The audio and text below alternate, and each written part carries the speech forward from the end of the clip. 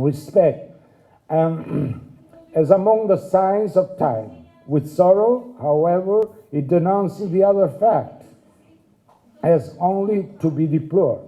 The Council exhorts Catholics and it directs a plea to all men most carefully to consider how greatly necessary religious freedom is, especially in present conditions of the human family. All nations are coming into even closer unity. Men of different cultures and religion are being brought together in closer relationships. There is a growing consciousness of the personal responsibility each man has. All this evident. Consequently, in order that relationships of peace and harmony be established and mankind and maintained within the whole of mankind, it is necessary that religious freedom be everywhere provided with an effective constitutional guarantee, and that respect be shown for the high duty and right of man freely to lead his religious life in society. In the Islamic tradition, the importance of accepting a pluralistic world, which is clearly expressed in the Quran. If Allah had willed, He would have made you a single people, but His plan is to test you in what He has given to you. It is also the Quran that supports religious freedom. No compulsion in religion. La ikraha fid din. Rectitude has become clear from error. And so, in another text, so let whosoever will believe, and let whosoever will disbelieve. The emphasis on this fundamental right appears also in the Universal Islamic Declaration of Human Rights proclaimed in Paris in 1981. Every person has the right to express his thoughts and beliefs as long as it remains within the limits prescribed by the law. And, this is interesting, no one should hold in contempt or ridicule the religious beliefs of others, to incite public hostility against them. Respect for the religious feeling of others is obligatory on all the Muslims. Recently, in the Al-Azhar Declaration on the Future of Egypt, is asked the future state institution a full commitment to protecting and full respecting places of worship of the followers of the three heavenly religions, to safeguarding the free and unrestricted practices of all religious rites, to respecting different worship practices without deeming the people's culture and tradition. It is also relevant that in another declaration by the same university, it is stated that freedom of belief and the right connected to it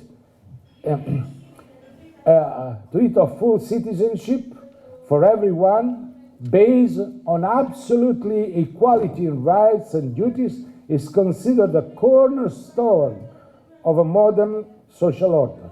This freedom, guaranteed by durament and ever valid religious text and by explicit constitutional and juridical principle.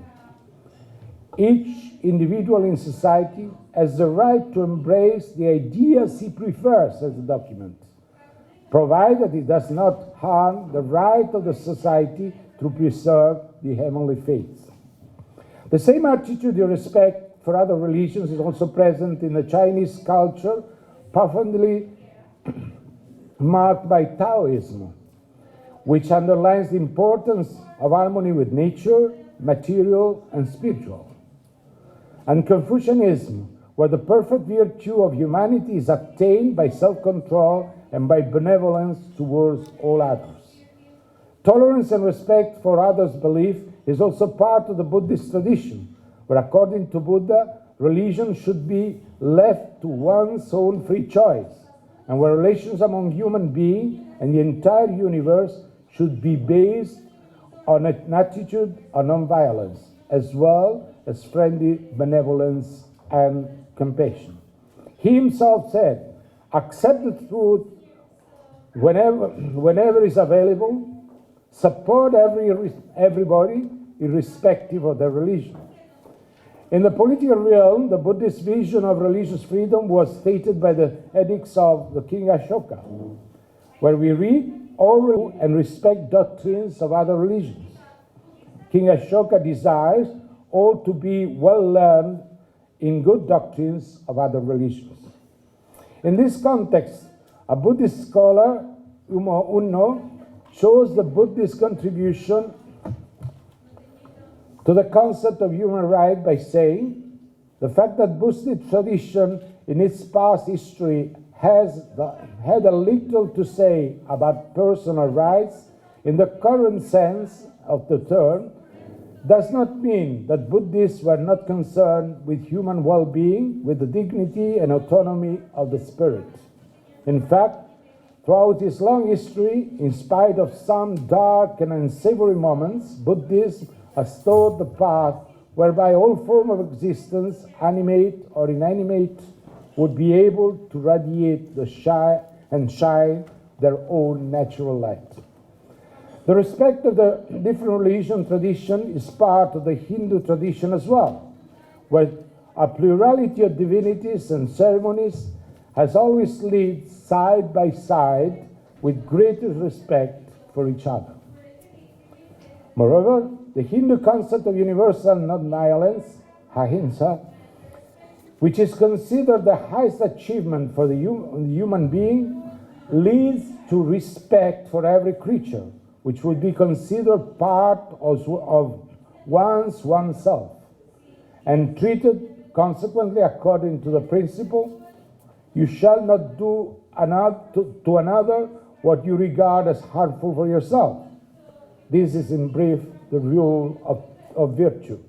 And in another text, let him say what is true, let him say what is pleasing, let him utter no disagreeable truth, and let him utter no agreeable falsehood. That is the eternal law. In fact, we are witnessing in this religion several movements involved in the process of promoting universal tolerance and an ideological approach to different faiths and opinions. For instance, consider the Fethullah Gulen movement in Islam, which has promoted several interreligious encounters all over the world. In fact, religious pluralism and tolerance seem to be the two significant values of the movement, whose founder strongly believes that the followers of different religions should accept basic values such as love, respect, tolerance, forgiveness, mercy, human rights, brotherhood, and freedom, which are highlighted by the different world religions. For Fethullah Gulen, the diversity of religion is like a symphony of God's blessing and mercy, brought together in a collaborative unity. In fact, Fethullah Gulen believes that the diversity is necessary and different beliefs, races, customs, and tradition will continue to coexist in this global village. He sees love as the essence of tolerance. As he stated, love is the most essential element of every being, and it is the most radiant light, and it is the greatest power, able to resist and overcome all else. For Fethullah Gulen, interfaith dialogue is the very nature of religion.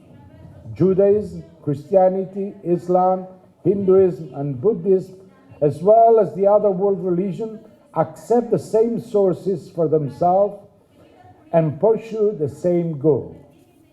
He states, as a Muslim, I accept the prophets of books sent to different prophets throughout history, and regard belief in them as an essential principle of being Muslim.